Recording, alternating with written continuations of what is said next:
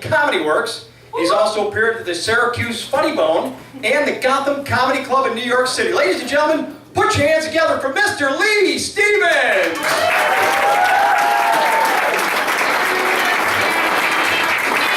Thank you. How's everybody doing? I am your host. That means my job's I'm like a box of prunes. I'm going to keep things moving tonight. We got some great comedians out here. Well, you know, I'm going to... Well, it's dark in here. I don't even know where the bullet's coming from. Right. Before the other guys come out, I'm going to talk to you a little bit. I am recently remarried. Poor guy, all right. No, you're right. I wouldn't even applaud for that. Getting remarried is like breaking back into jail. That's why I don't understand gay marriage. I don't know what they're thinking. Like 3 out of 4 marriages go right down the tubes, right? That's the club I want to get into. You ever see a gay parade? Everybody is all happy, arm in arm, half naked, waving to the crowd. Anybody ever here see a married couple parade? Holy shit! What a depressing funeral dirge that would be, right? People just dragging their asses down the street. Come on, hurry up! I told you it's gonna suck. It's your fault. We gotta get the babysitter bike too. Come on. You might want to reconsider that one. But I did get remarried, you know, and I still get in trouble with her. My wife said I brought home the wrong dog food. He doesn't like the taste. I think that's kind of odd because I know before I went to get dog food, he had his head in a cat litter box. And he's eating about a 2.5-inch cat turd. About a half hour before that, he's laying on the carpet, he's got his leg up, and he's licking his nuts. But the Yukonuba chicken and rice simmered in beef broth, oh, he doesn't like the taste of that. I got him. Next time I'm going to buy him the cat shit dog bowl flavored food.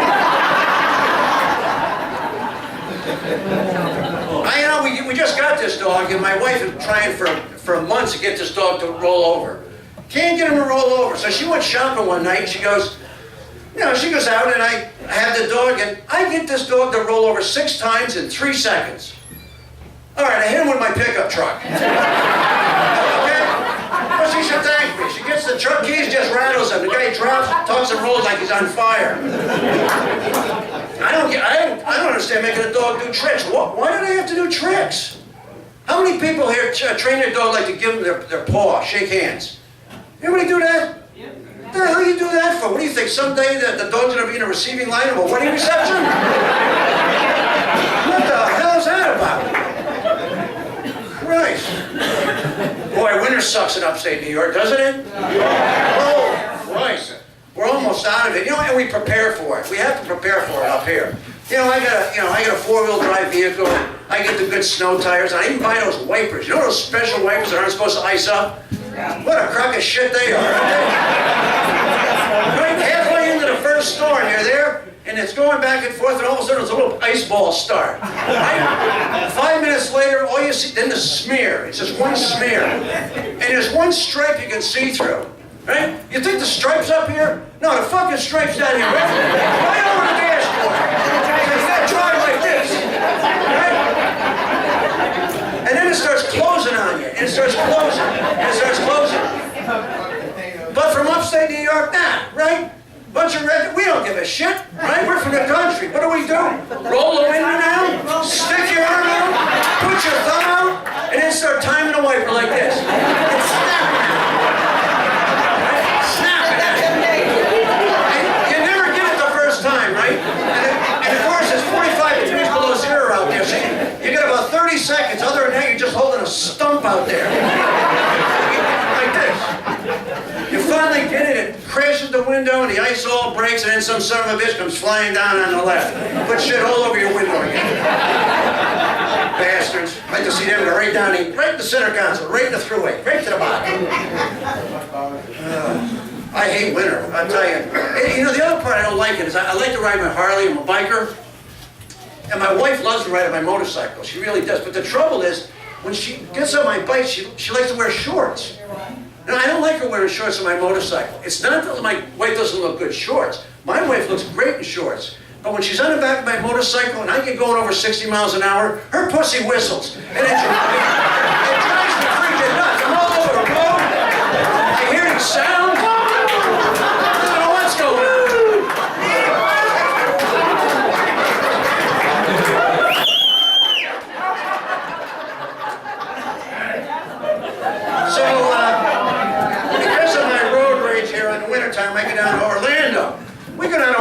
my brother picks me up. Now my brother, I don't like my brother, I'll be honest with you, but he's got a room down there. My brother is a biochemist, and I'm not. And he picks me up in this big issue, one of these big long things, and I ask, what do you need something that big and long for? He says, well, Lee, Brenda and I feel that the children need ample room in the back to conduct their activities. What activities they do back? What do they shoot archery? What happened to the activities we all had as a kid, remember? You sit in the back and shut the fuck up. My father was old school. When it was weather like this, we'd go down the road, all the windows are all rolled up, and my father's chain smoking, lucky not. The only fight my brother and I did in the back of that car was when we were fighting for oxygen. And when he wasn't looking, okay, we'd crack the window a little bit and go up and get a breath of fresh air. And we'd hold it. My brother could hold his breath a lot longer than I could.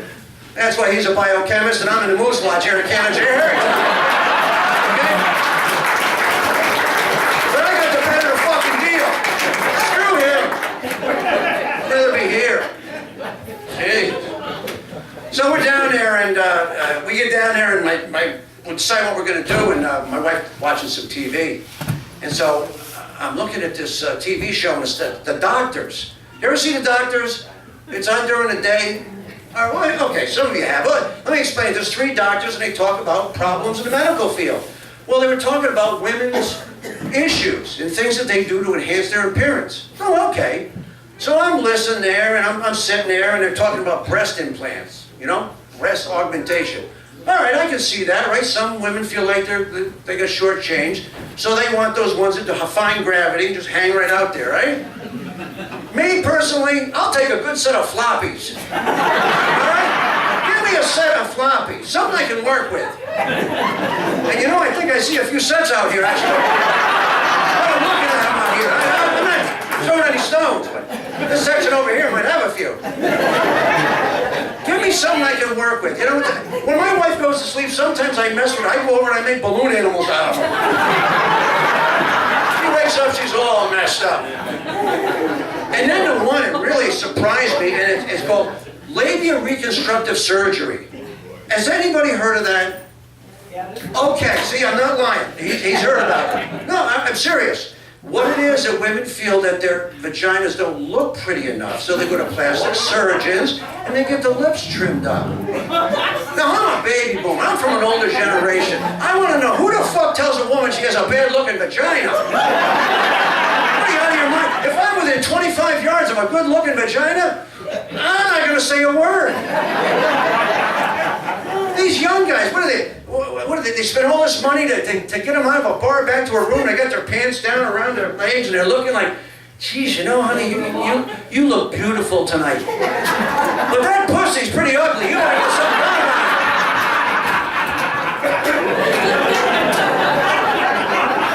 Who the hell cares what it looks like, right? I want to fuck it. I don't want to get my picture taken with it. Who the hell cares? Fucking young generation.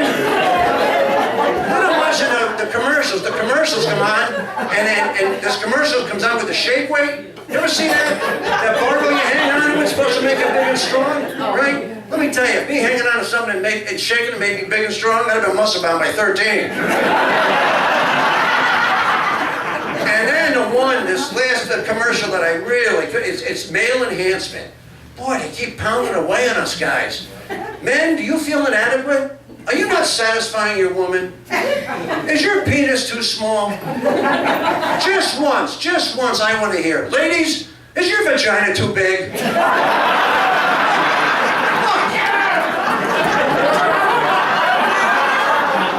Is your perfectly man not getting satisfied because he's not even close to hitting anything in there?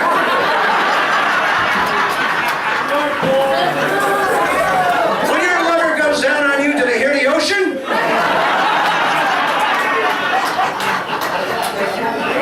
You feel like your vagina's a Liberty Bell and his penis is the clapper?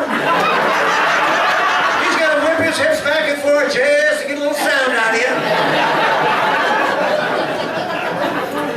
One commercial I liked, though, I'll tell you, I even fell for it. I sent away for the product. It was the clapper. Remember the clapper?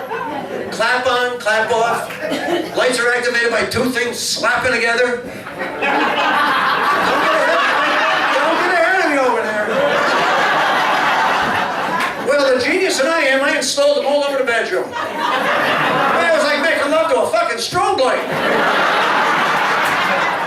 There were so many lights flashing, I thought the paparazzi came through the door. I didn't know if my wife was having an orgasm or an epileptic seizure. Hey, you guys are a great audience. You ready for your next comedian?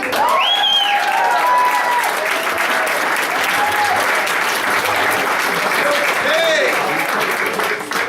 This next guy, a very, very, very funny guy. He's performed in Dangerfields in New York City, the Comedy Works in Albany, the Funny Bone in Syracuse. Please give it up for the very funny Michael